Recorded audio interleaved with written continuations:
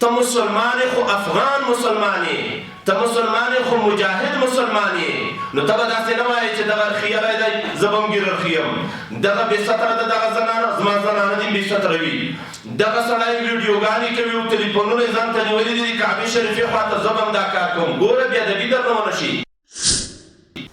هلته به ځینې خلک تاسې وګورئ تلیفونونه ورسره وي له ځانه ویډیوګانې کوي، شا کعبې شریفې ته ور واړوي، دغه دا زه د کعبې شریفې خواته ولاړ یم، کور سره په رابطه کې وي، د زنانو سره په رابطه کې وي. د دنیا خلک به ډېر ډېر کارونه کوي خو ته به یې نه کوې. ته هغه افغان حاجي یې چې ستا د وطن خلکو داسې کارونه کړي دي چې ټولې دنیا نه دي کړي.